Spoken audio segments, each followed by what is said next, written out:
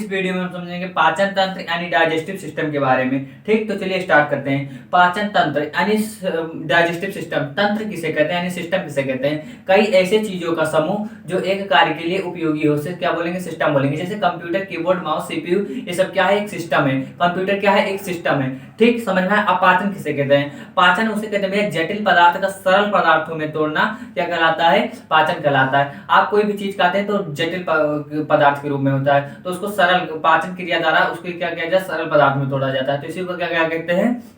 पाचन तंत्र कहते हैं। ठीक, पाचन कहते हैं इसी को। जटिल पदार्थ को सरल पदार्थ में तोड़ना क्या कहलाता है? पाचन। अब एक बात याद दे रखिए, कार्बोहाइड्रेट, वसा और प्रोटीन का पाचन होता है। कार्बोहाइड्रेट, वसा और प्रोटीन का पाचन होता है। अभी इन तीनों चीजों के बारे में आपको अध्ययन करना हो तो हम न्यूट्रिशन नामक चैप्टर में इन तीनों का बारे में बढ़िया से पढ़ा दिए हैं। आप डिस्क्रिप्शन बॉक्स में लिंक दे देंगे, आप वहां पर जाकर देख लीजिएगा। ठीक, तो ये हो जाएगा आपका कार्बोहाइड्रेट, वसा, प्रोटीन, ये हो गया आपका पाचन इसका होता है। लेकिन जल, विटामिन और खनिज लवण का पाचन नहीं होता, क्योंकि ये ऐसे छोटे इतने छोटे छोटे पार्टिकल्स होते हैं कि इनको सीधे वैसे सोख लिया जाता है, यानी अवशोषण कर लिया जाता है। तो विटामिन और जल और किसका? खनिज लवण का क्या होता है? अवशोषण होता है। पाचन किसका होता है? कार्बोहाइड्रेट, वसा और प्रोटीन का। इतना समझ में आया? यहाँ तक कोई दिक्कत नहीं ना? ठीक, पाचन क्या है? भौतिक और रासायनिक अभिक्रिया है। किस प्रकार से? समझिए, भौतिक और रासायनिक अभिक्रिया ये है तो कैसे है? आप किसी चीज को खाते हैं तो आपके मुंह में मतलब इसको क्या किया जाता है? ऐसे ऐसे कुचला जाता है। ठीक, तो उसको क्या कहते हैं? ये भौतिक अवस्था होगी। कुछ लड़कियां जब देख लेंगी लड़कों को मतलब इसे छुपा कर खाएंगी, और जब कोई नहीं तो एकदम कि समझ जाइए आप, तो इसको क्या बोलेंगे आप? रासायनिक भौतिक अभिक्रिया। अब इसमें मुंह में आपके क्या बनता है? लार बनता है, तो उसको क्या बोल जाएंगे? इसमें कुछ लार मिलते हैं, एंजाइम कुछ मिलते हैं, तो उसको क्या बोल जाएंगे? रासायनिक अभिक्रिया। ठीक, पाचन का मुख्य कार्य क्या होता है? पाचन का मुख्य कार्य होता है भोजन से ऊर्जा प्राप्त करना। क्या? भोजन से ऊर्जा का निर्माण करना। पाचन का कार्य क्या होता है? भोजन से ऊर्जा का निर्माण करना। इतना समझ में आया? आप समझते हैं हम आहार नाल और पाचन ग्रंथि के। देखिए, जो हमारा डाइजेस्टिव सिस्टम होता है, पाचन तंत्र तो दो चरणों में होता है, एक होता है आहार नाल द्वारा, एक होता है पाचन तंत्र। अब आहार नाल क्या होता है? Alimentary canal. देखिए, आहार नाल को कुछ लोग समझते हैं यही होता है आहार नाल, लेकिन आहार नाल भी मुख से लेके आपका एनस तक होता है, मलद्वार तक होता है, आपका आहार नाल होता है। इसी इन्हीं के रास्ते, इन्हीं के बीच में आपके भोजन का पाचन होता है। इतना समझ में आया? अब आहार नाल को एलिमेंट्री क्या कैनाल बोलते हैं। इसकी लंबाई होती है 8 से 10 मीटर होती है। 8 से 10 मीटर में जो पूछा जाएगा तो 8 से 10 मीटर फीट में पूछा जाएगा तो 32 फीट होता है। ठीक, अन्य नाम इसका होता है पोषण नाल, क्योंकि हम देखो हम क्या करते हैं? पोषण ग्रहण करते हैं, तो पोषण का ही तो पाचन होता है, तो इसको पोषण नाल कहते हैं। इतना समझ में आया? अब आहार नाल का कार्य क्या होता है? आहार नाल जो होता है आपका मुख से लेकर मलद्वार तक होता है। इतना समझ में? एनस तक होता है। अब इसका क्या होता है? सरलीकृत, यानी भोजन को एकदम सरल कर देता है, तोड़कर एकदम सरल कर देता है। ठीक, ये हो गया आपका। देखिए, अब क्या है आपका? अवशोषण।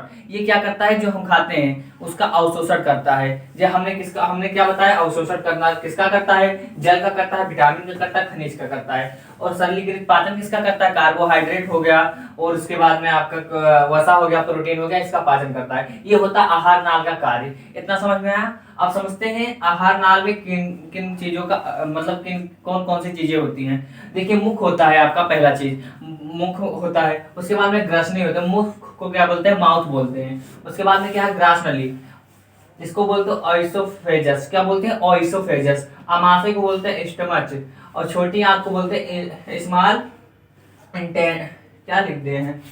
इंटेंटिव, इंटेंस्टिव लिखा है। इंटेंटिव क्या होता है? इंटेंस्टिव होता है आपका।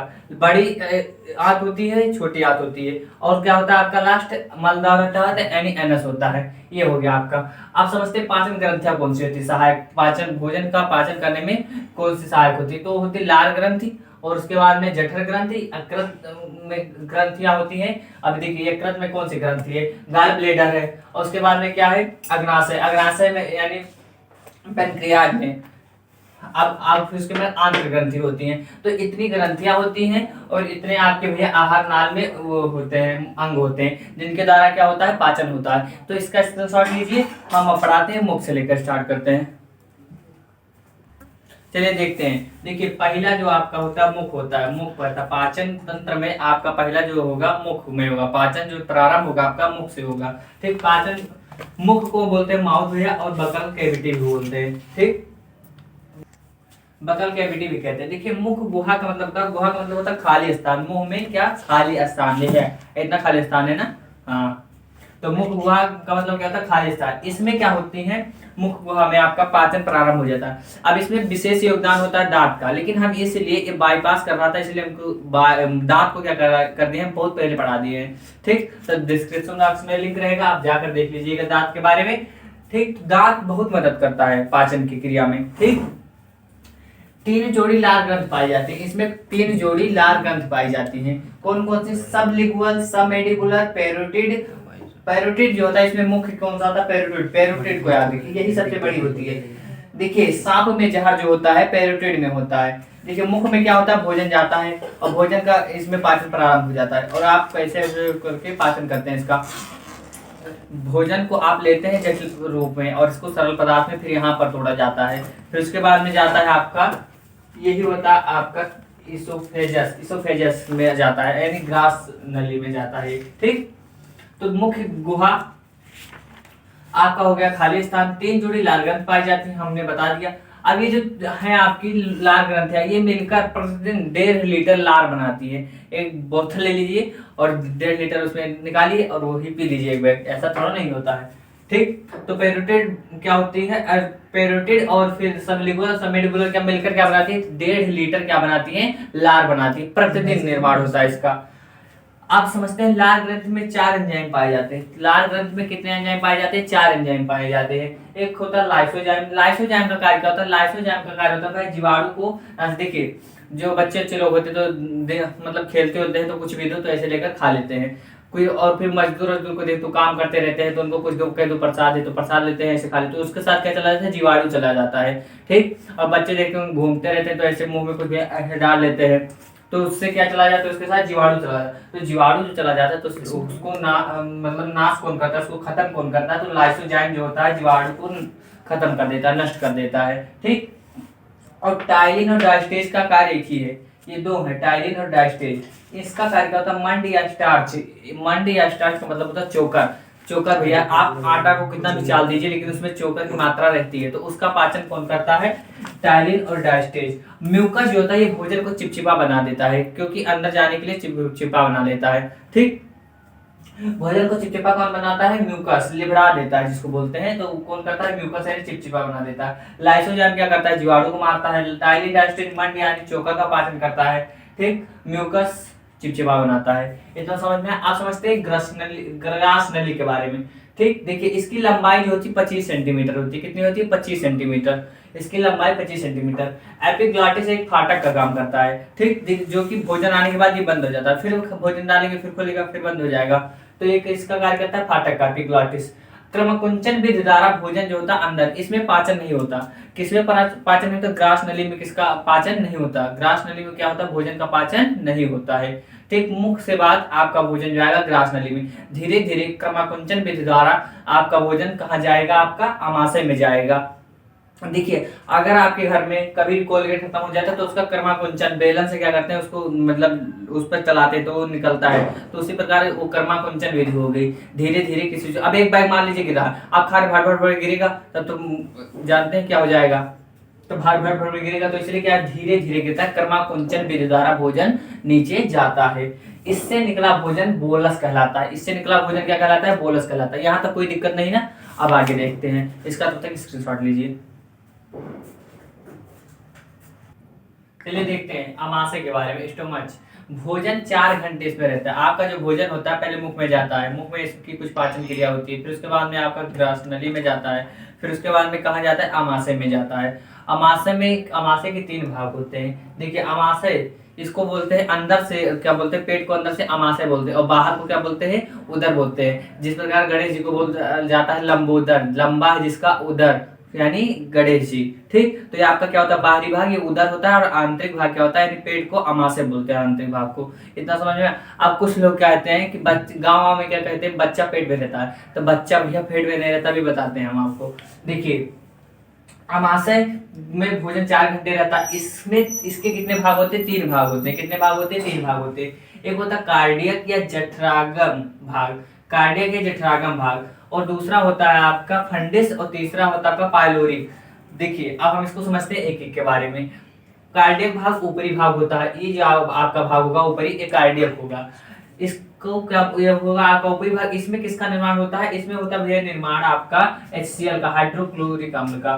आप कहेंगे ये तो भैया बहुत खतरनाक होता है, हाँ खतरनाक होता है, लेकिन अभी हम बताएंगे। देखिए इसमें किसका निर्माण होता है? हाइड्रोक्लोरिक अम्ल का। किस लिए होता है? यह भोजन को, देखिए जो भोजन यहाँ पर था आप मुंह में ग्रहण किए थे तो उसमें लाइसोजाइम था जो कि जीवाणु को मारता था, लेकिन कुछ ढीठ होते हैं, क्या जो जीवाणु होते हैं ढीठ होते हैं, तो लोग चले आते हैं यहाँ पर, तो हाइड्रोक्लोरिक का इंतजार करते हैं, आओ आओ आओ, अब बुलाता है इनको और फिर मार देता है, क्योंकि बहुत खतरनाक होता है हाइड्रोक्लोरिक अम्ल। ठीक, तो ये जीवाणु, बचे हुए जीवाणु को मारता है और उसके बाद में जीवाणु को मारता है। देखिए आप देखिए, आप कभी किसी को पलटी होता है या जिसको उल्टी बोलते हैं जब होता है, तो क्या होता है? जलने लगता है, मुंह जलने लगता है, नाक जलने लगता है। तो क्यों होता है? क्योंकि इसमें क्या होता है? हाइड्रोक्लोरिक अम्ल होता है, इस वजह से जलने लगता है। अब हुमच के जो लोग खा लेते हैं, बहुत ज्यादा खा लेते हैं, तो बहुत ज्यादा मात्रा में बनने लगता है हाइड्रोक्लोरिक अम्ल। जब लोग बारात रात में जाते हैं तो क्या करते हैं? पहले गाड़ी से उतरेंगे तो बेल्ट ढीला करेंगे अपना, फिर इसके बाद में घुस जाएंगे जहाँ पर भोजन वोजन का इंतजाम रहेगा, तब फिर वहाँ पर हुमस का खा लेंगे, अच्छा अच्छा चाट खा लेंगे, फुल्की खा लेंगे और चाउमीन सब खा लेंगे बढ़िया से। तो उसको उनमें क्या क्या होने लगता है? हाइड्रोक्लोरिक अम्ल क्या होता है? जो बनने लगता है ज्यादा, तो उसकी वजह से क्या होता है? गैस बनने लगता है। तो उसमें आप क्या करते हैं? मिल्क ऑफ मैग्नीशिया लेते हैं। अब मिल्क ऑफ मैग्नीशिया आपको कहाँ मिलेगा? आप तब जाते हैं इनो लेते हैं, तब इनो में आपका होता है मिल्क ऑफ मैग्नीशिया, mg और का होल ट्वाइस। ठीक, तब इस आप खाते हैं तब आपका क्या होता है? एसिडिटी ठीक होता है, इसलिए हुमस का मत खाइए।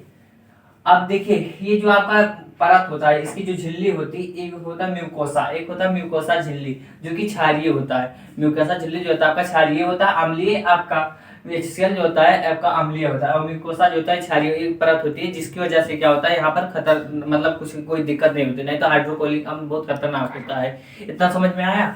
अब समझते हैं हम भोजन को ये क्या करता है? तोड़ता है और अम्लीय बना देता है। भोजन को तोड़ देता है और क्या बना देता है? अम्लीय बना देता है। ये तीसरा स्टेप हो गया। अब फंडिस क्या होता है? ये बीच वाली परत होती है जो फंडिस होती है, ये कांटेनुमा इसकी संरचना होती है। जब भोजन नहीं होता है पेट में, जब आप कभी व्रत व्रत रख लेते हैं तो क्या होता है? चुभने लगता है, कभी मतलब गुस्से आ जाते हैं, या आप गुस्से आ जाए, आपकी बीवी गुस्से आ जाए, तो क्या होता है? ये चुभने लगेगा, तब कहेंगे अब खाएंगे, अब तो नहीं समझ। अगर ढीठ मर्द होगा, अच्छा जो अपने आप को मतलब शिक्षित होगा, तो क्या करेगा? अगर कभी लड़कियां गुस्सा हो, कहेंगे हम ना खाना खाएं, तो 2-4 दिन के लिए वैसे भूखल छोड़ दीजिए, वो खुद उसके बाद में क्या करेगी? कभी जीवन में कभी नहीं कहेगी कि हम भूख खाना नहीं खाएंगे, सब चीज से दुश्मनी कर लेगी लेकिन खाना से कभी दुश्मनी नहीं करेगी। तो एक इसमें क्या होती है? कांटेनुमा एक संरचना होती है। पूछा गया था क्वेश्चन कि पेट में कौन सा ऐसा भाग होता है जिसमें कांटेनुमा रुझी होती है, जिसकी वजह से भूख लगने पर वो चुभता है, तो कौन सा होता है? फंडिस होता है। बीच का भाग होता है, भोजन को रोक कर रखता है, यही भोजन को रोक कर रखता है, अगर भोजन नहीं रहेगा तो चुभने लगेगा।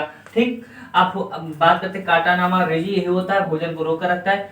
अब ये आपका हो गया दोनों, ये हो गया और ये हो गया। अब हमको क्या समझना है? पाइलोरिक के बारे में। पाइलोरिक में क्या होता है? जठर ग्रंथियां पाई जाती हैं। पाइलोरिक में क्या पाई जाती है? जठर ग्रंथियां पाई जाती है। और जठर ग्रंथि में क्या पाया जाता है? जठर रस पाए जाते हैं। जठर ग्रंथि में जठर रस पाए जाते हैं। अब जठर रस दो होते हैं, एक रेनिन होता है, एक पेप्सिन होता है। रेनिन जो होता है ये दूध को दही में स्कंदित कर देता है। अब कैसे? देखिए दूध, जैसे बच्चे कभी दूध पीते हैं तो क्या होता है? जब अभी उनको पलटी उल्टी हो जाता है तो दही के रूप में निकलता है, तो उसको क्या होकर दूध को दही में स्कंदित कर देता है। ठीक, इसलिए देखिए बूढ़े जब हो जाते हैं लोग तो क्या बोला जाता है कि मतलब क्या कहा जाता है उनसे कि मतलब मत खाओ, मतलब दही मत खाओ, दूध मत खाओ, दही खाओ तुम, इसी वजह से। ठीक, क्योंकि बूढ़े होने पर ये सब कम मात्रा कम होने लगती है, बनाने की जो रेनिन होता है दूध को दही में स्कंदित नहीं कर पाता है, इसलिए उनको बोला जाता है दही में इसको खाओ, और बहुत ज्यादा दिक्कत वो देखते होंगे बूढ़े लोगों को गैस ज्यादा बनाता है। पेप्सिन जो होता है ये प्रोटीन को पेप्टोन में तोड़ देता है, प्रोटीन को पेप्टोन में तोड़ देता है। कौन तोड़ देता है? पेप्सिन। ये पाइलोरिक जो होता है आपका भैया तीसरा भाग, यानी अंतिम भाग जो होता है पाइलोरिक। आमाशय का अंतिम भाग कौन सा होता है? पाइलोरिक होता है। और इसमें दो जठर ग्रंथियां पाई जाती है, एक होता है रेनिन और एक होता है पेप्सिन। रेनिन दूध को दही में स्कंदित कर देता है, पेप्सिन प्रोटीन को पेप्टोन में। निकला भोजन क्या कहलाता है? काइम कहलाता है। देखिए जब कहाँ से निकला था? ग्रास नली से, तो उसका क्या कहते हैं, बोलस कहते हैं। क्या कहते हैं, बोलस। और अगर ये अमाशय में आया, अमाशय से मतलब जो विभाजन जाएगा आपका छोटी आंत में, तो क्या कहलाएगा, कायम कहलाएगा। ठीक, अब इतना आप देखिए, आज इतना ही। अब अगली वीडियो में बड़ी आंत, छोटी आंत और बड़ी आंत के बारे में समझेंगे, और अगले मलद्वार यानी गुदा के यानी रेक्टम यानी एनस के बारे में समझेंगे। इतना ही, क्योंकि वीडियो बहुत ज्यादा बढ़ जाएगा। देखिए, ये आपका होता है आपका ग्रास नली, ये होता है आपका अमाशय। अमाशय के 3 भाग होते हैं। अब देखिए, अमाशय में अब आपका भैया भाई, अब अमाशय में छोटी आता आ जाएगा, तो उसमें पढ़ाएंगे आपको ये गाल ब्लेडर और पेनक्रिएज यूरेज के बारे में। ठीक, तो चलिए मिलते हैं अगली वीडियो में, तब तक के लिए जय हिंद।